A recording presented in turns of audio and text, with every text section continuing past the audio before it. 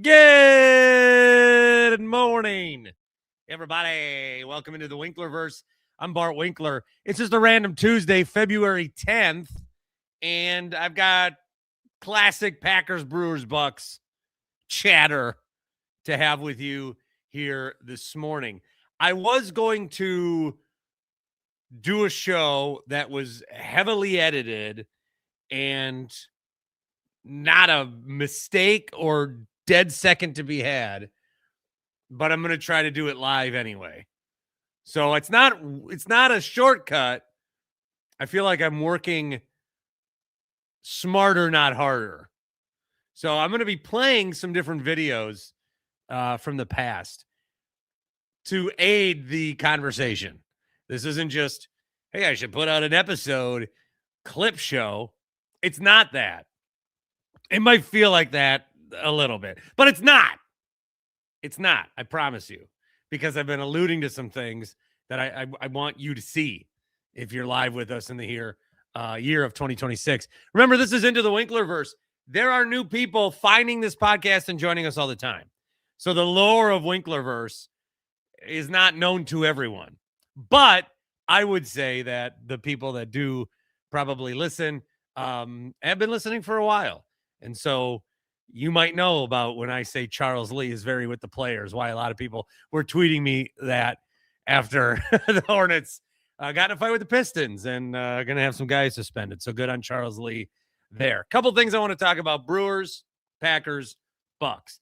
Bucks lose to the Magic on Monday. They got him again on Wednesday. We'll talk a little bit about that to wrap things up. We can close the book on the Super Bowl. Got a voicemail on that. Do want to talk about LaFleur with some comments that Ed Policy had, and perhaps I need to go up the food chain when it comes to who my enemies should be. And we'll start with the hat I'm wearing, which is of the Fond du Lac Dock Spiders. Great logo, great team, great league. The Northwoods League, collegiate baseball. You can see this beautiful hat. Nice fitted hat, by the way. Maybe I can be a little backwards hat kind of guy. Hate it. Wow. Shit, do I hate that look. And I hate the look with no hat. And let's go front-facing hat. All right. And it's a sick hat. Thanks to my friends at the Dock Spiders for hooking us up. One of my friends at the Dock Spiders was Caleb Durbin. Got to meet Caleb Durbin a couple of weeks ago. I got to meet Caleb Durbin a couple of weeks ago. And we had a nice conversation that I shared. Just a quick little 6-minute, hi, how are you? But then the event that I did was sitting down with Caleb Durbin and doing a Q&A with him in front of like 150 people in Fond du Lac. I felt like a big deal until Durbin FaceTime with Pat Murphy. And Pat Murphy was on some stage in Green Bay with Lance Allen to like 7,000 people. I was like, I thought hey, we can't be living our lives looking out our window into our neighbors. Okay, you got to cherish the things that you do have in your own abode. Caleb Durbin got traded, as did everybody who played third base for the Brewers essentially last year. And the Brewers they're really trying to out-Brewer themselves. I loved this tweet from Grant Bills. We know him from and then Pete and Grant go after it in the comments. The Brewers deserve the benefit of the doubt, and I enjoy when they trade guys away. But after 24 hours, I've decided this Caleb Durbin deal is too much of a heat check. That's a great way to put it. Grant will be back next week, as with Paul Imig. He is still in parts unknown, so will return next week. But I wanted to get that out there, and we'll revisit some If you're dying to hear Paul and Grant's voice, you'll hear it via the clip show formatting of this edition of the Winklerverse here today, as we kind of take a look back at the LaFleur situation. But with the Brewers, it does feel heat checky. This is something they've done where they take guys that are good, and when you're a team, okay, and you have 97 wins. The last thing other teams are going to expect you to do is start trading some of those pieces away that helped you get there. The Brewers have to kind of straddle the line. They got to try to be competitive now and competitive later. So what they end up getting is a bunch of guys that are young and good before they get the big payday, with exception. But they're also filling out the roster with guys that are young and maybe good. The Brewers coming into these seasons for the last however many years, it's been a lot of, yes, these guys should be good. And then if this and if that and if that, then you're looking at, and a lot of times the ifs have worked. Like the Brewers are not going to be a good team in 2025 and unless they get like, maybe if they get a couple of these guys to be rookie of the year contenders. They did. Isaac Collins and Caleb Durbin. And then other ifs keep coming along the way. So what the Brewers seem to do is they seem to be really going forward into the future. Let me try to come up with an off-the-top analogy. The Brewers, let's say their lottery ticket they scratch is a $20 ticket. That's pretty good. If you can win a $20 ticket on a $2, $3, $5 ticket, good for you. What they're kind of doing is turning those lottery tickets in, getting some money back, and then also getting more scratchers. So we don't know if these things are going to be worth anything. But they had a 20, and then now they have a 10 and some other scratchers. And now they're turning in that 10, and now we don't even know if they have $20 yet. What I'm saying is they have value, and they are continually backing off the value, giving other teams their value for the chance at future value, which they also need to be consistently good now. So that they're like, it's like one step forward, two steps back, but maybe forward and not at all. It's weird. We've never really seen a team do this. We've seen teams plan for the future. We've seen teams be competitive. We have not a lot of times seen a situation where a team is doing both. Like the Brewers, they are never going to go all in. They're just not. Because if they go all in and it doesn't work out, I'm talking like all in. Like they are going to do everything possible to win in 2026, whether that's trade prospects, whether that's spend money. They're never going to do that. They're going to bite of the apple. Okay. But it doesn't even feel like they're doing that anymore. It feels like they're just planting seeds. It just, I don't know. It just feels kind of messed up what they're doing. So, but it has worked. But how much longer can it work? And I think that is why Grant is right to talk about some sort of a heat check with Caleb Durbin. And we've seen these kind of trades in the past. We saw Josh Hader get dealt, and then you see Devin Williams get dealt, and you keep seeing guys that can help the big league team now get dealt for guys that certainly are expected to help later, but you also need to try to figure out a way to be good now, and guys continue to do that. Like Durbin was one of those guys. Quinn Priester, one of these guys where you trade for him, they take a flyer on him. It's for the future, but then they're also able to be a part of a team that's going to win 97 games. This Brewers offseason has been very active. I think right after they got bounced, guys elect for free agency. Bringing Brandon Woodruff back was about the peak right now of where a lot of us felt. Okay, he's going to come back. We thought we might lose him. He's coming back. That's great. What else can we do? The Brewers make a trade in the middle of December, sending Isaac Collins away with Nick Mears for Angel Yarpa, I believe is the pronunciation, from the Royals. So they get a lefty. They trade Mears, a reliever, and then Collins, who a lot of us liked, for a lefty pitcher. Okay. And then we get into January.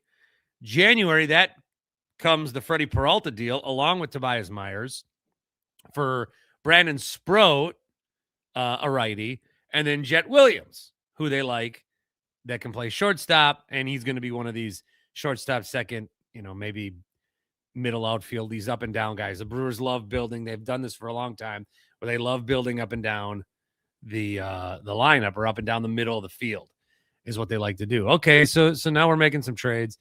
And across the league, it was, how can the Brewers trade Freddie Peralta when they won 97 games a year ago? How can they do it?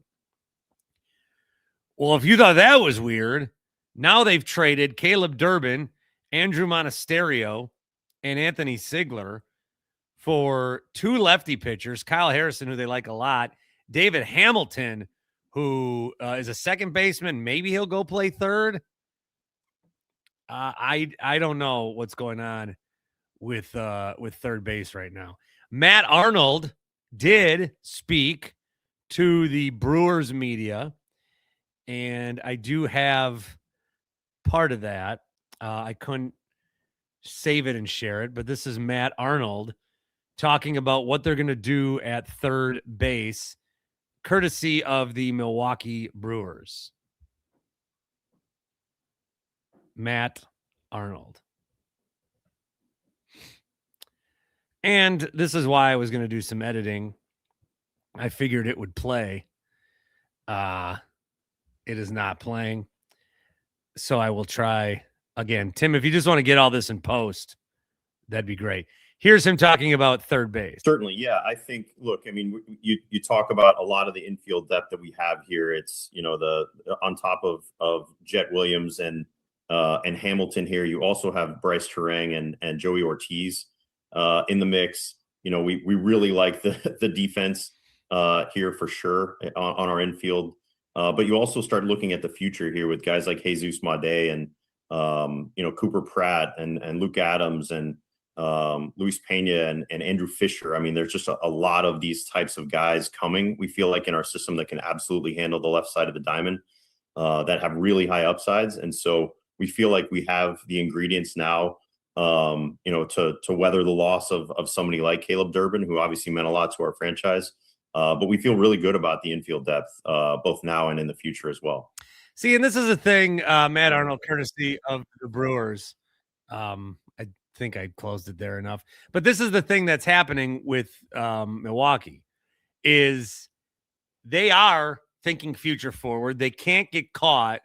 They can't get caught thinking we held on to this guy too long. So what's happening is it seems like they're trading some guys a bit early. I mean, Caleb Durbin and Isaac Collins, these guys were both in Rookie of the Year voting, top 5 guys. And they're trading them already. Ken says, this team is like DiCaprio. As soon as you turn 25, we trade you for a younger model. They are not aging. They will not age. They do want to stay relatively young. So here's something to think about. And I don't know the answer to this. And I don't know that you'll get it out of Matt Arnold. I don't know that you'll get it out of anybody in the Brewers organization or of baseball. And that is, are you trying to win in 2026, or are you setting yourself up for a post-lockout campaign? Because what would make sense for a team like the Brewers? Would it make sense for them to go all in 26, and then there's a strike, and then they lose all these guys, and then it's God knows when? If we're locking out in 27, I'm not expecting baseball in 27. We might get some sort of COVID year maybe, but I'm not expecting baseball in 27. I may be wrong on that, but again, I am just getting myself to a point where I personally am not expecting baseball in the summer of 2027. So if you're the Brewers in 2026, are you trying to set yourself up more for 2028? This is not a team that's going to win the World Series in 2026, just like they weren't going to in 25, 24, 23, 22, but they put together competitive teams that they could get a bite of the apple. There's different worlds where the Brewers, are able to do it.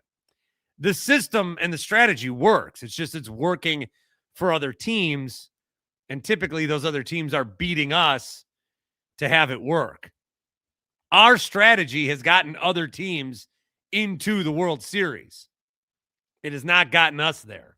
But our strategy is working for other teams. It's not working for us. So I do wonder that in the Brewers transactions and the justifications of it all. Zach in the Falls likes my hat, courtesy of the Doc Spiders. Q says, a summer of passion and entertainment always starts with a winter of disappointment. Tom says, why the hell are the Brewers still dragging their feet with Contreras? That's another thing. That needs to happen. What are we doing there? Jake says, division titles, postseason baseball every year. That's as much as you can hope for given all their default disadvantages. Maybe they luck into a title, but that's as much as you expect. Brew City loves what the Brewers are doing. No longer have to worry about injuries. Next player up mentality, the Brewers way, works.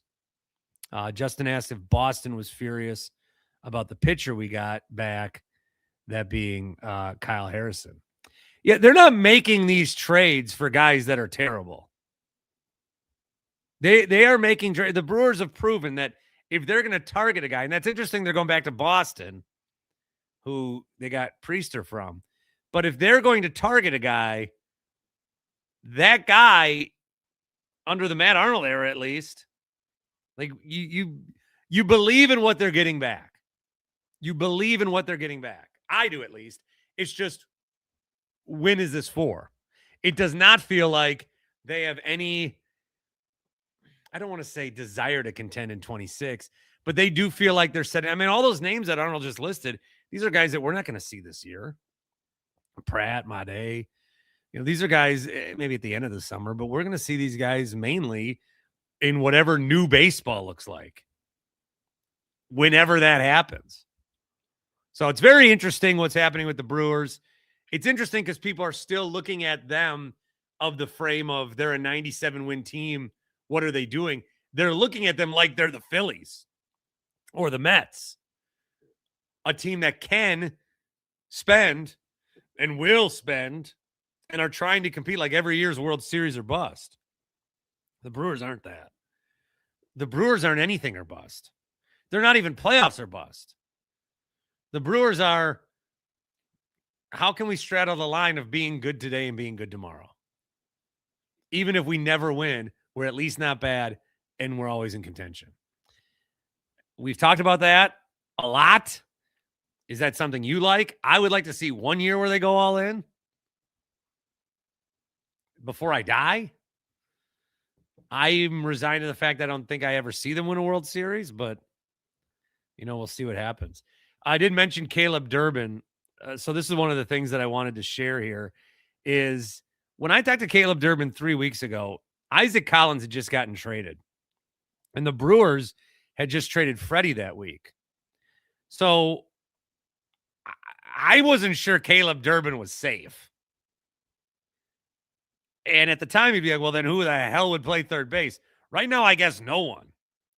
But Caleb Durbin has been traded twice before, both times in the offseason, even though the Brewers are reporting this week, still counts as the offseason. I did ask Caleb Durbin about his thoughts on being traded. And it did not say. So now I'm over 2. I'm trying to I don't know why that didn't save. Anyway, where the hell is all this going? Something's going on. I'm putting clips in my iMovie and then anyway, Caleb Durbin said you never can fuck, it's ruined. Tim, edit that in post. Shit. We are brought to you by Happy Place Hemp. Promo code is Bart. Happy Place Hemp. Promo code is Bart. You can get 25% off each and every order at happyplacehemp.com. Go to the website. Check it out. A lot of great things on there. The gummies, the seltzers, the tinctures. Yikes. There's a lot that you can get on there. I said yikes. I don't know if you heard any of the audio. I need a producer is what I think I need at this point. What I probably need after that is going to be one of these bad boys. These are the seltzers. Got the 10s here. Popped open the 20 the other night. The mixed berry. Just, it's like a sparkling water as far as the taste with the berry flavor. And then they got the gummies too. So happyplacehemp.com. Promo code is BART. happyplacehemp.com. Promo code is BART for 25% off each and every order. I'm pulling up here the YouTube video, at least, with me and Caleb Durbin. Here's some of the things I like to watch. Conan and guys talking about Marvel. But I do talk to Caleb Durbin about trades in this clip. Thing in the world. Because, someone said, hey, you go there, but then someone's like, we want you, and also you have to uproot your life, and you did it twice.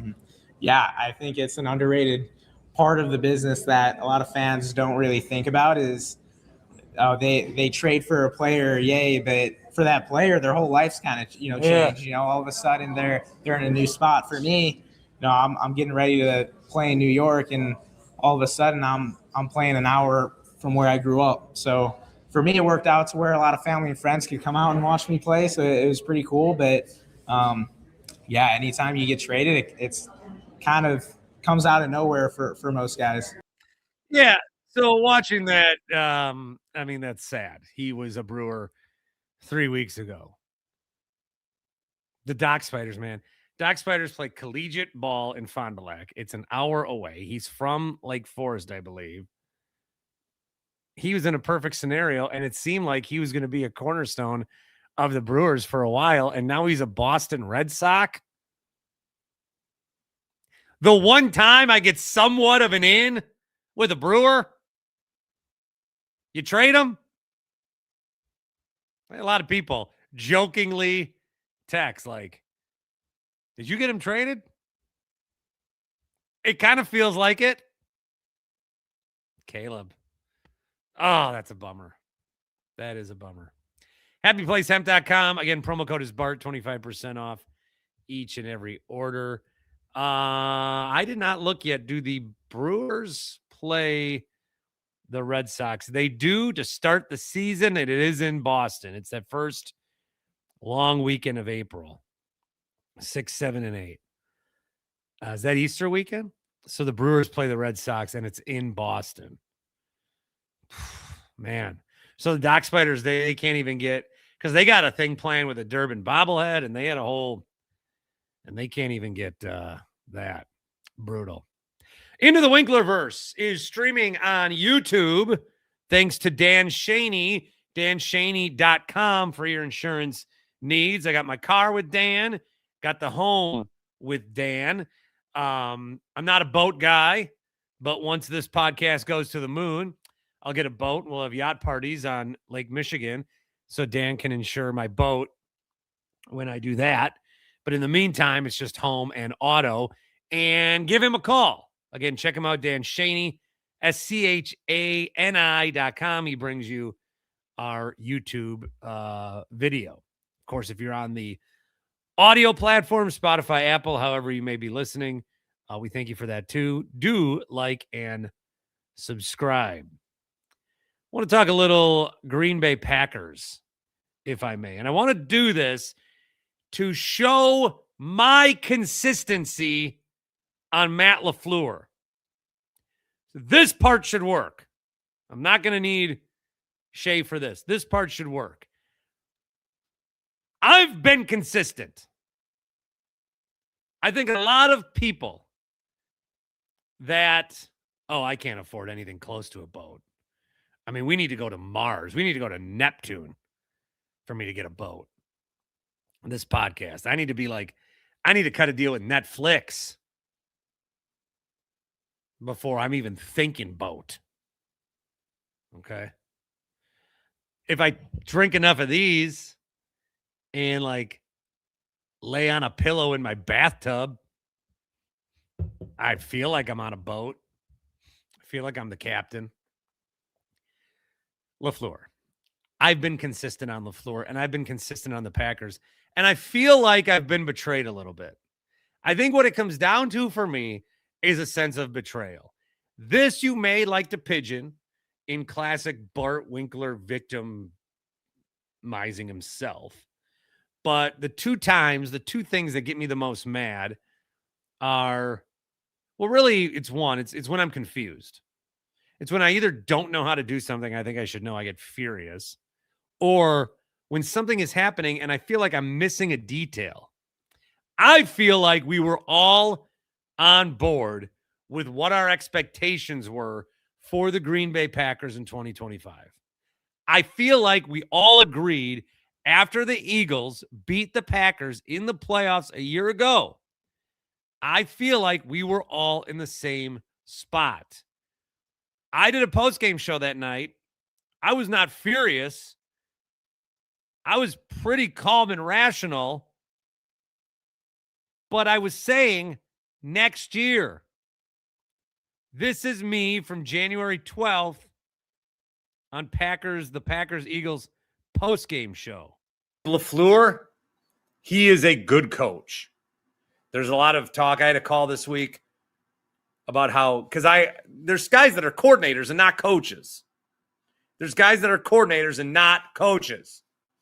LaFleur is not that. He's better than a coordinator. He is a good coach.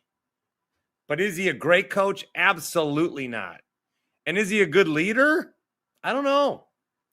And I know his body language and the emotion and all that kind of stuff gets talked about, but I don't trust him.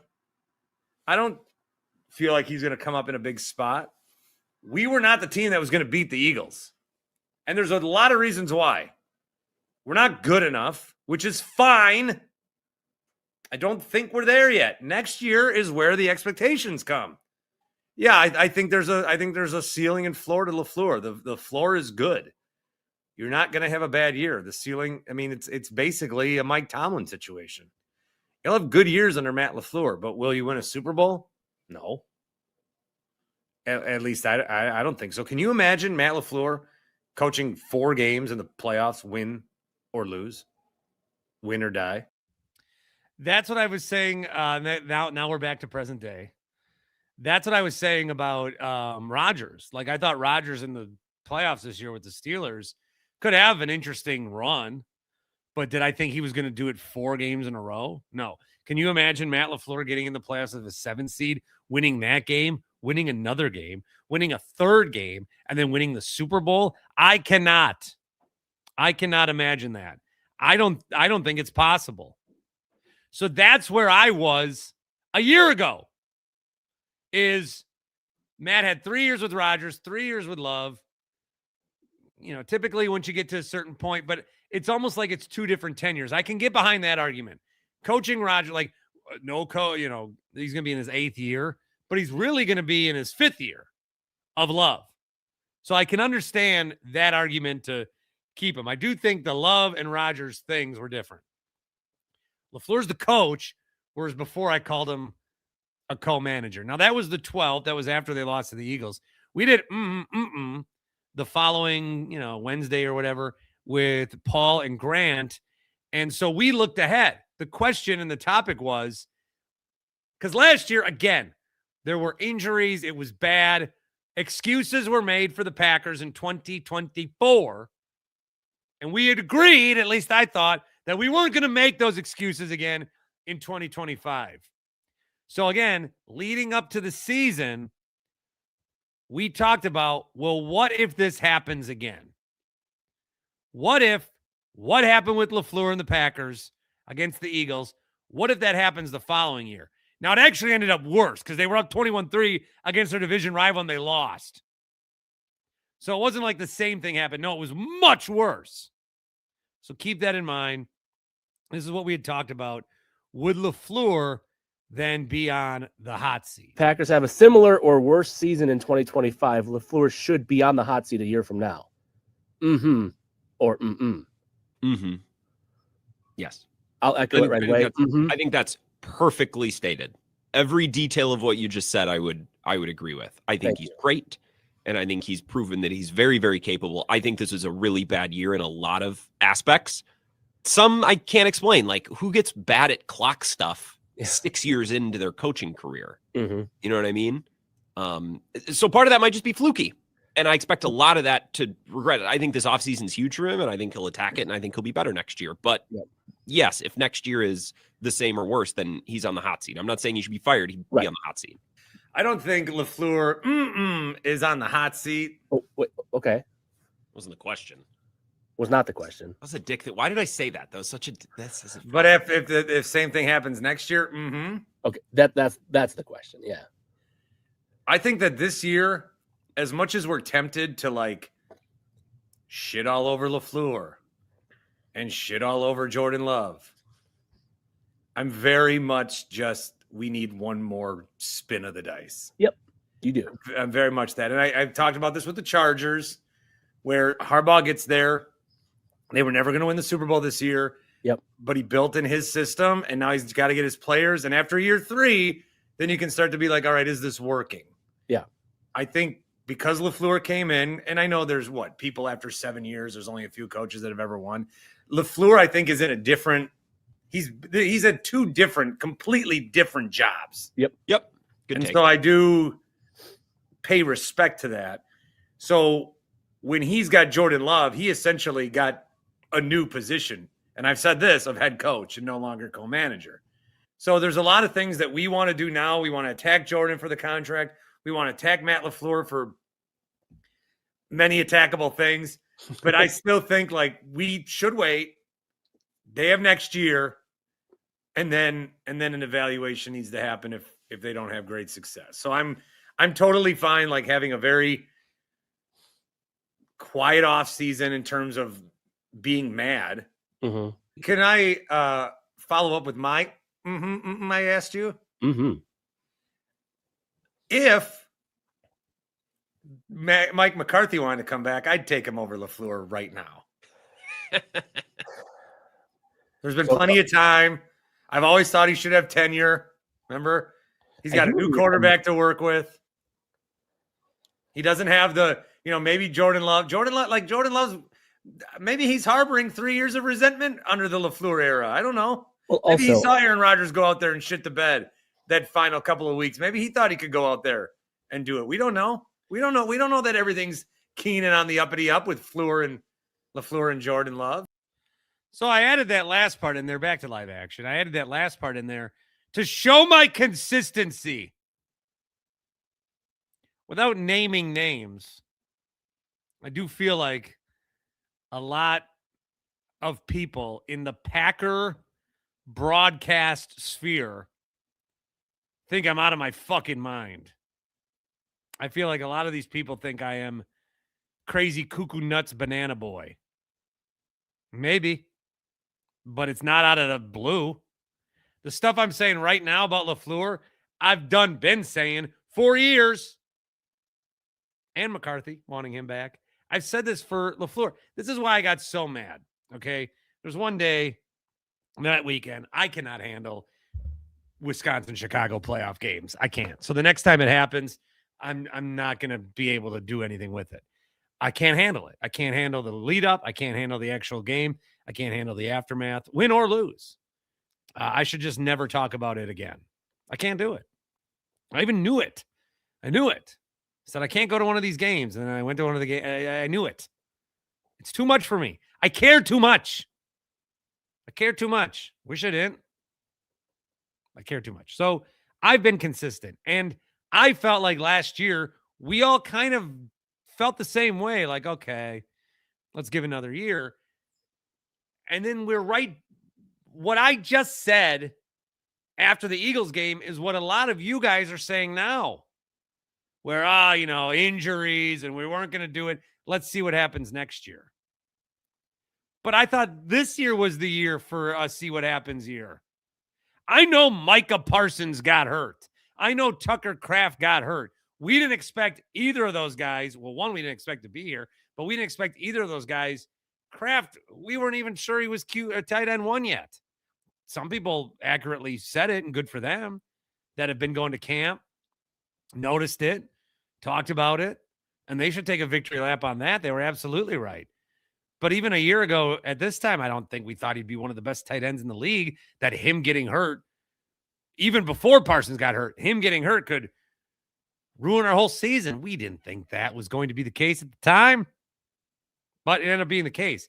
And even still, in 2025, I didn't wait until the Packers lost in the playoffs to get all crazy about LaFleur or wait for a 5-game losing streak. They were losing games to the Panthers and the Browns that they shouldn't have. And had they won those, they could host a home game. They wouldn't have to go to Chicago. Chicago barely gives a shit that they lost to the Rams because they beat us twice in a month. They don't care. They beat us twice in a month. They got what they wanted. They're happy.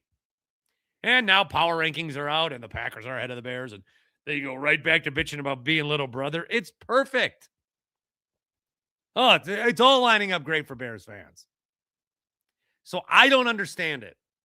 We were at a place last year where we're like, this isn't good. You get another year. Now the next year happened.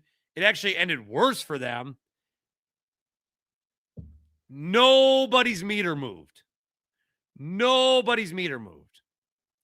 One of the differences, I would love for us to not have had to talk about this as much, because if LaFleur had like 2 years left, I would have still said, yeah, you should probably fire him.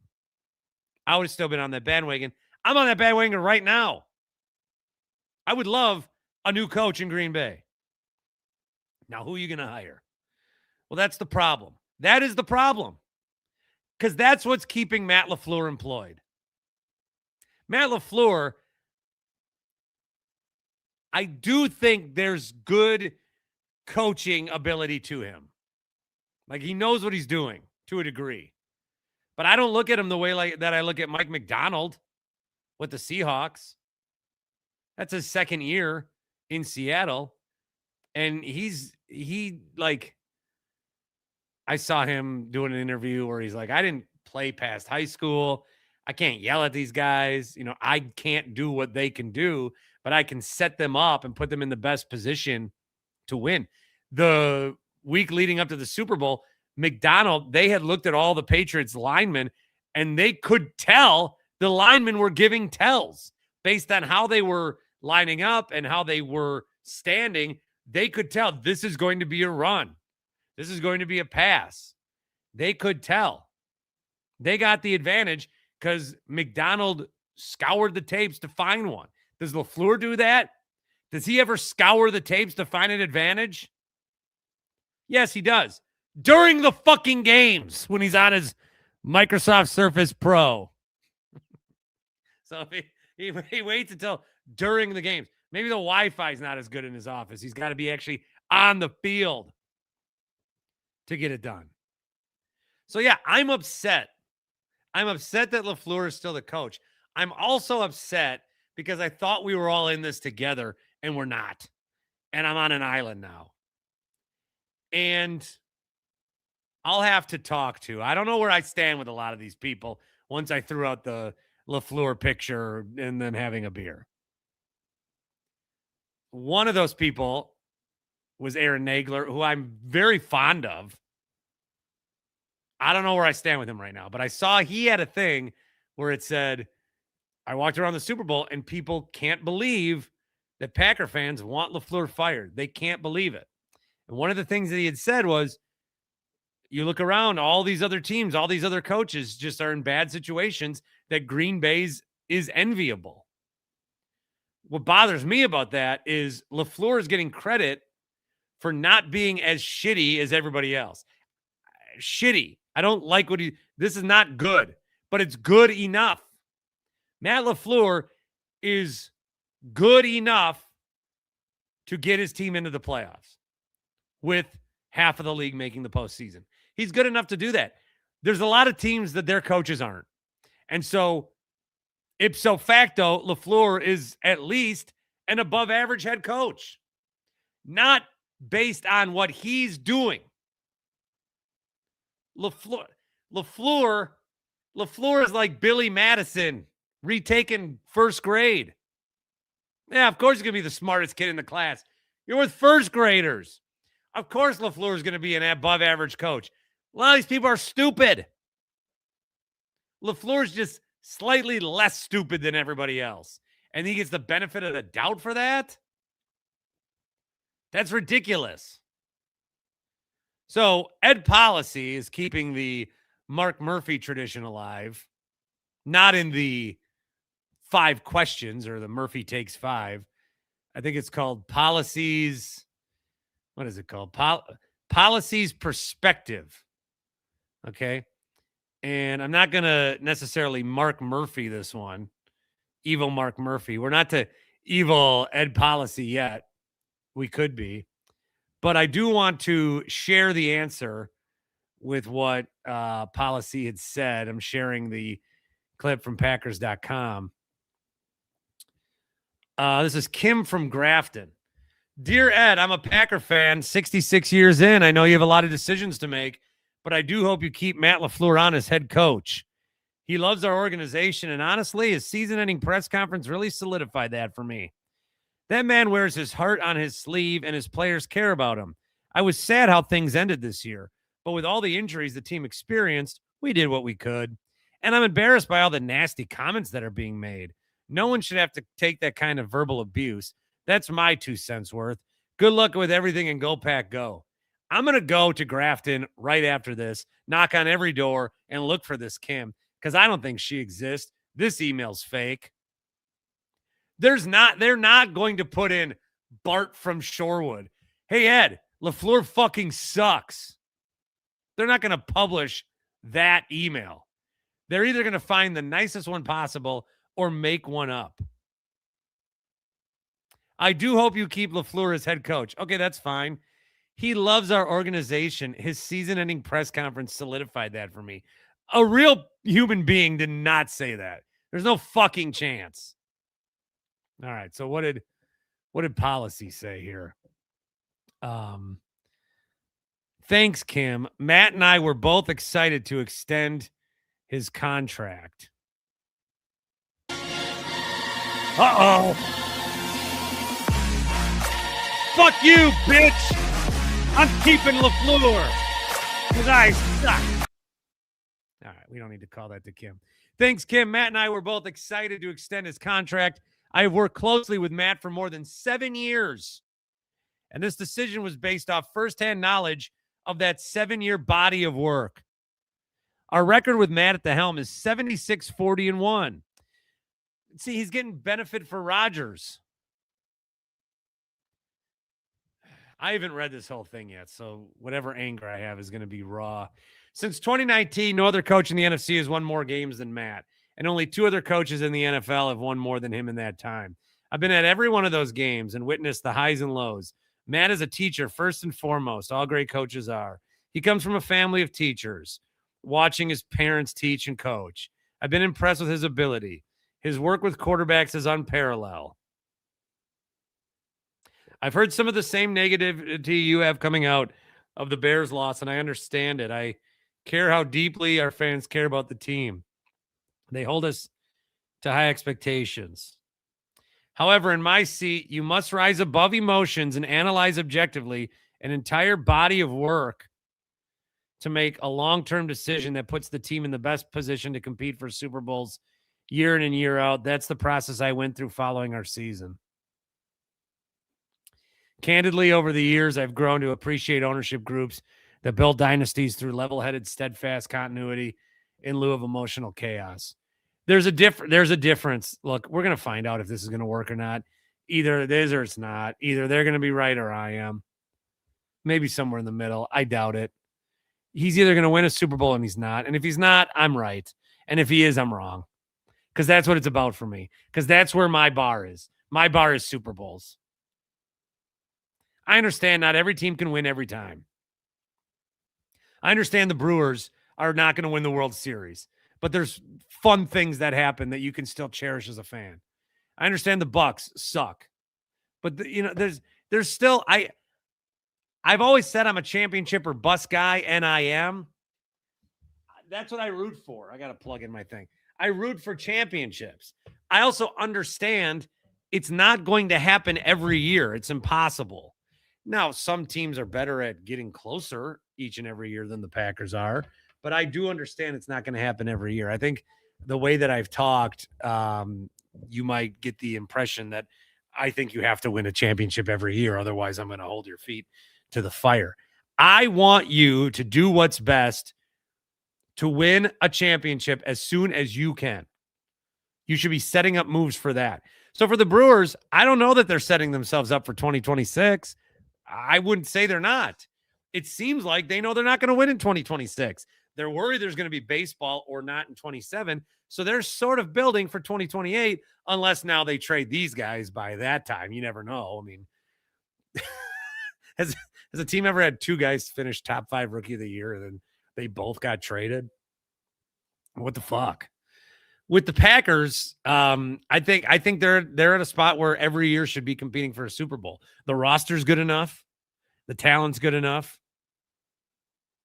The path is there. You can do it. You can do it. You don't have to be ashamed. You can try to win a Super Bowl. But it feels like they're taking more of the Brewers approach. Like, maybe we'll get one. Go be the Green Bay Packers about it. Go be the Green Bay Packers. There's you can be somebody. What was the line he used? He doesn't want to let emotions, factor into a decision. But you can also be so afraid of doing something like, I don't know, is it too emotional if I do this? It might be the smart move, but you don't do it because you're worried it was too emotional. Now, this year, I don't know that there was a coach that was going to come in here and turn it around. Harbaugh and McCarthy, I like McCarthy. Whether you got, a Kubiak or whatever, we don't know. I think you could have said Vrabel. I think you could have said Ben Johnson. When Mike McDonald got hired, all we did was joke that his name sounds like 4 other different coaches' names. We knew he was with Baltimore. We didn't know much about him. We know a lot about him now. He got Seattle to a Super Bowl with Sam Darnold in year 2. And LaFleur's at Aaron Rodgers and Jordan Love for 7 years. And we got the 1 NFC championship game, 2 Niners. How do they do it and we can't? But Matt LaFleur, he doesn't get compared to Mike McDonald. That's what I think we should be doing. We should be comparing Matt LaFleur to the coaches that are good. But all we're doing is looking at the coaches that suck and say, oh, he's better than that. Better than that. This level of complacency, that's why I'm so mad. That's why I go on tweet rages. That's why I spend time digging through old videos to show you where I was a year ago. Because it's not good enough. And I thought we were all in agreement with that. And I feel betrayed from the Packers, from a lot of you, from a lot of the media. I'm the fucking crazy guy for wanting LaFleur fired. I don't want anything from the Packers. I don't need a credential. I don't need to be in good for interviews. I don't do any of that. Plus, when that does happen, and I have an in with someone, they trade him to the Red Sox 3 fucking weeks later. So I don't know if that's it. But not only am I saying things that I think a lot of the people that cover the Packers would not say, there seems to be a level of you can't even fathom why I'm saying it. And now for Ed Policy to come in and be like, no, this is fine. That's disappointing. I thought, do we even know the contract extension yet? And it's not even that. Bisaccia is still here. They talk glowingly about him. McManus is still going to be the kicker. We're not going to change anything. You were up 21-3 to the Bears.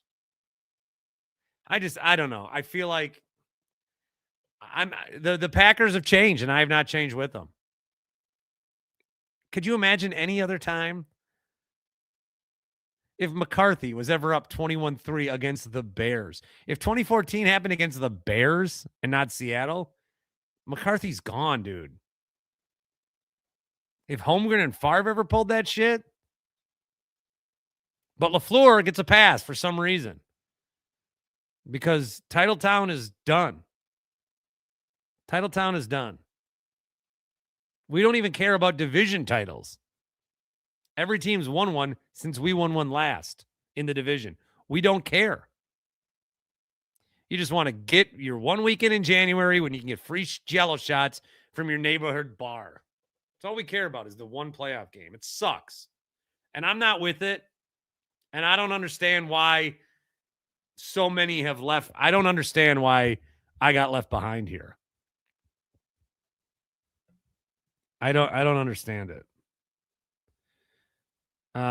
Jake says, I've taken the LaFleur coddling personally. This world is proving that if you're protected, there's no accountability. I at least should get it with my sports. Yeah. I mean, totally different scenarios, but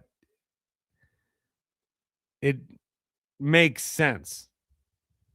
I can throw the link out if you want to join. It makes sense. It makes sense. So it's frustrating. It's frustrating for me because I thought we were all there together and then everybody left. And it'd be one thing if you had higher expectations and I was like, no. But your expectations got lower. How did they get lower? Jeez. I got one voicemail here that I would like to play. It's from David in Buffalo, from the national show, which has not been on now for almost 2 months. If you ever want to know when the last show was, it was when that 2-point conversion was a fumble and then Charbonnet picked it up for Seattle against the Rams that Thursday night, which helped the Seahawks get the 1 seed and eventually the Super Bowl. That was our last show. That was the last show we ever did. But David, who would call a lot, is getting in via the Carl's Place voicemail line, 402-915-2278. Carl's Place voicemail line. I do have the link on the YouTube video. It's also on the Facebook. It's the title of the video. Check out Carl's Place golf simulators. If you can't get one in your house and you know anybody who's got one, we've all got an uncle or a wife's in-law or somebody that has a house that you've been in and you've thought, I would love to hit some balls here. Let them know about Carl's Place.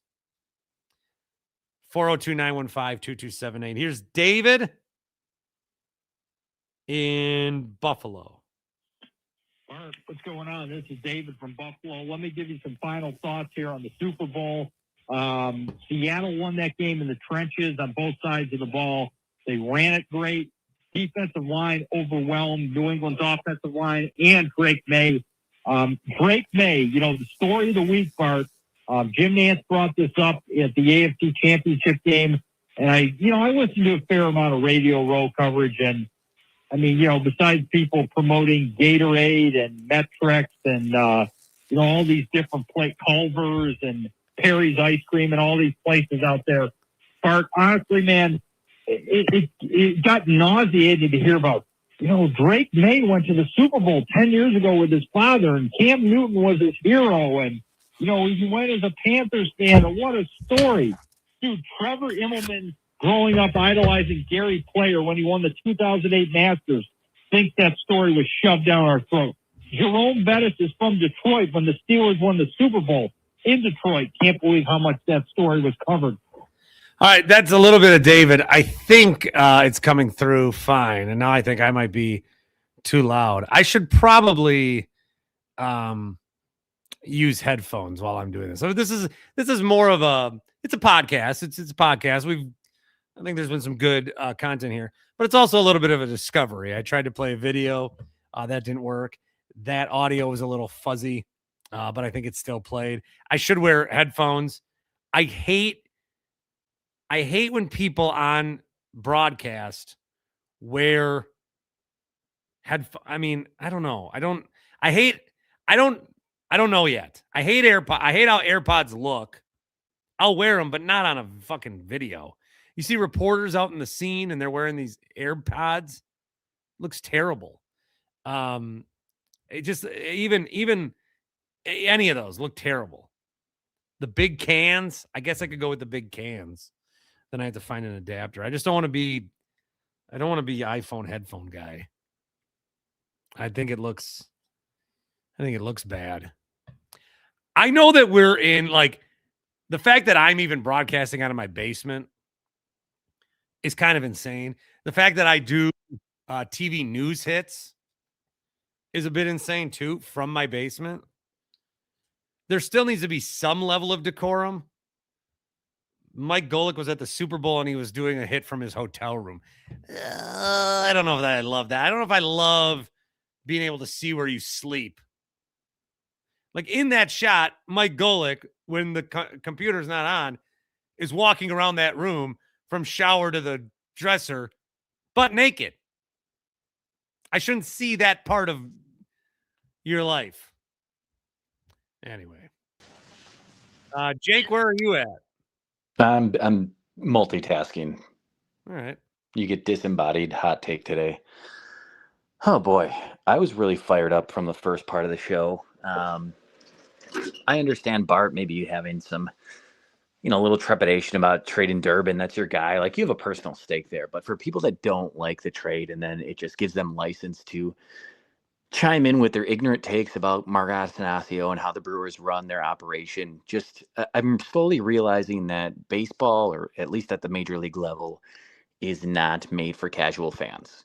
If you don't understand the economics of baseball, you need to shut the fuck up and stop commenting about it and stop acting like the Brewers are on an even playing field with other teams. First of all, if you look at the trade itself, I think they absolutely cleaned up in the trade, especially a guy like Harrison, who just a year ago was the centerpiece of the Rafael Devers trade. Now, people look at a guy like Jason Priester. Did anybody see that coming last year? No, but this is what the Brewers do. They get him in the pitching lab. They get, Jason Priester was Quinn. Quinn Priester. I don't know why I keep saying Jason, but Quinn Priester was a top level prospect, or at least viewed as a top level prospect for a long time. Didn't work out. You get him into a different organization. They get him into that pitching lab, and you're thinking of Jason Priestley. Yeah.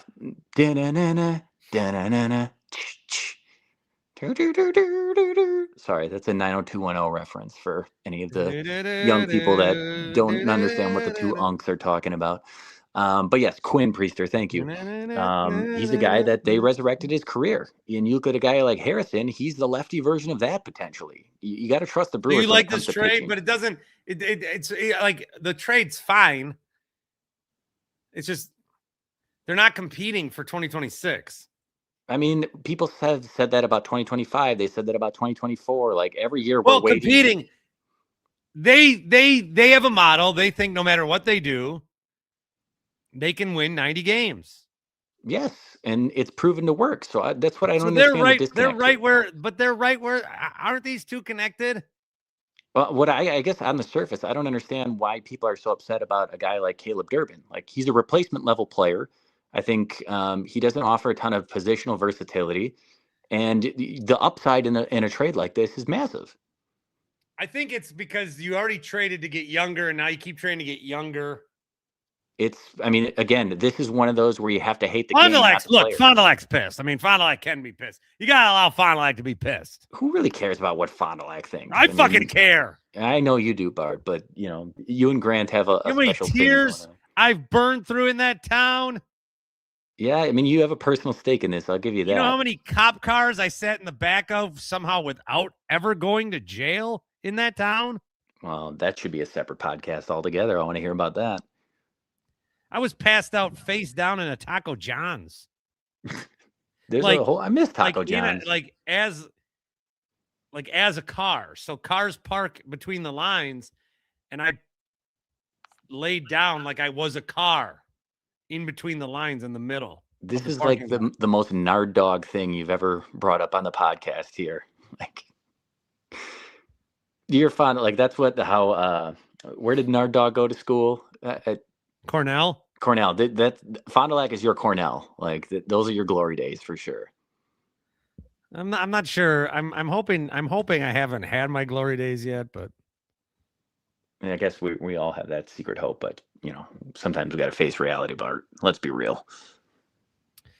Why are people talking about me being on OnlyFans?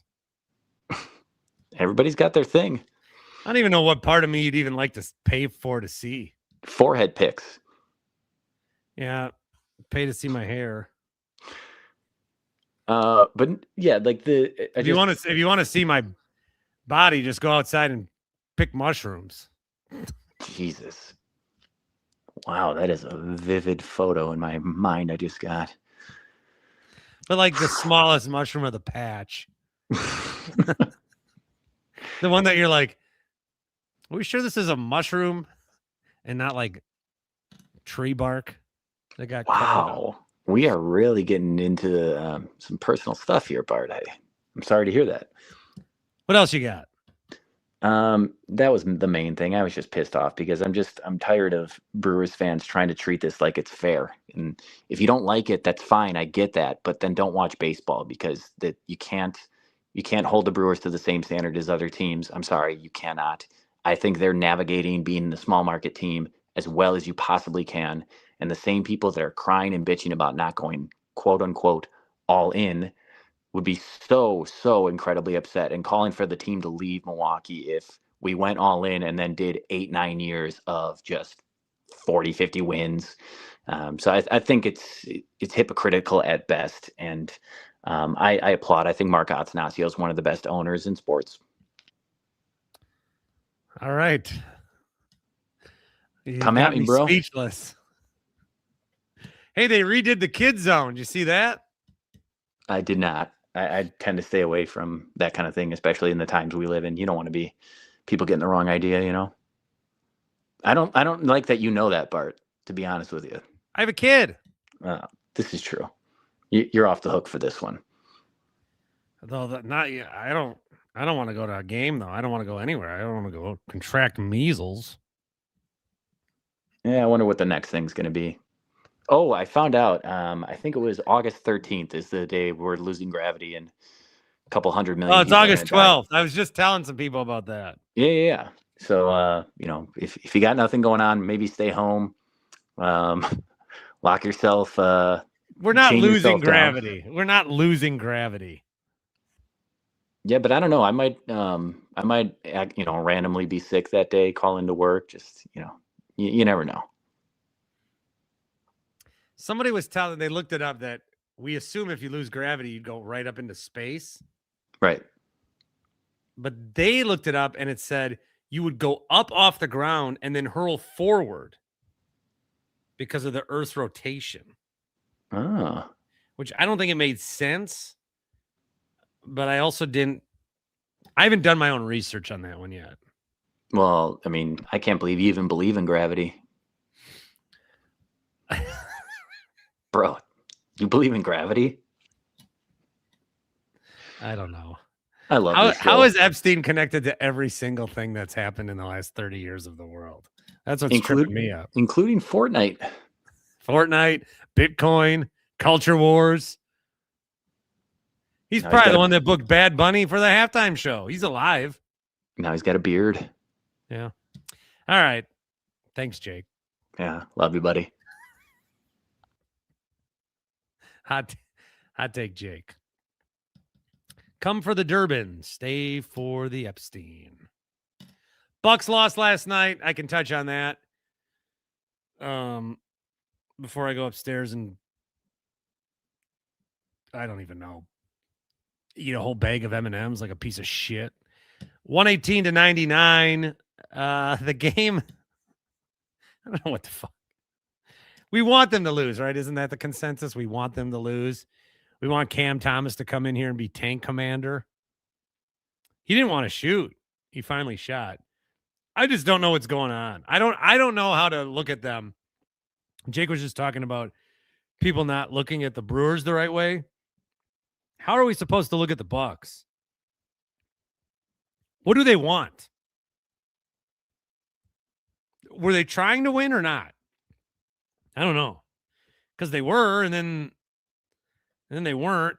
Bobby Portis had 17 minutes and Jericho Sims had 28. Fuck happened there? Bobby's like, we got to rebound more. He had 0. Pete Nance was playing well, and then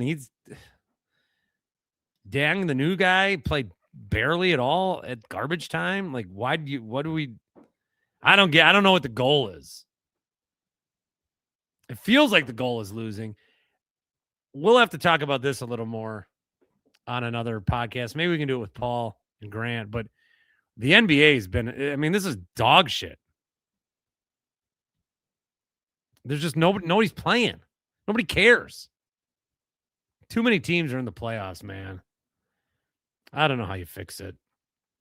I'd probably do that as a topic. How do you fix the NBA? And then 2 hours, I'd just take the dumbest fucking calls. I never liked those nights. I never liked the, how do you fix the All-Star game? And then you just ride 3 hours of calls on it. Where by the third hour, they're just trying to come up with a new idea. You should play what you should do is the All-Star game, in the All-Star game, the infield should actually not be dirt, it should be water. And you could stand on the base, but you have to swim to first base, and you have to swim to second, and then you got to swim over to third. It'd be real exciting. Guys would have to get in and out of the water if they got a ground ball and stop there. But it's just something different. I don't know. Just think about it. Yeah, instead of best of 7 there, how about you have a division go best of 1 round robin, and then you have the highest seed play the lowest seed of the other division there, and then you go out there and then take guys off the court. Like first quarter, you play 5-on-5, second quarter 4-on-4, third quarter, you bring a fan from the stand, and then the fourth quarter, you have to play with no shoes on. What the fuck? Anyway, some slight editing that I will assign Tim to do in post. And that will stack up on his desk, I'm sure. We'll have some more later this week and talk more Brewers. Might do a Bucks Thunder one. Thought about going live last night, but I got another 4-pack of these upstairs. Actually, it's a 2-pack now. Because we did a little Edward 40 hands with these. See, it's 20 milligrams, so you put 2 together. And then it's 40 hands. What a stupid game that was. Edward 40 hands. All right, we'll be back later in the week. Thank you, as always, for your contributions and your listening and viewership. Like and subscribe. Give all your money to our sponsors and spread the word. Thank you, as always, for stopping into the Winklerverse.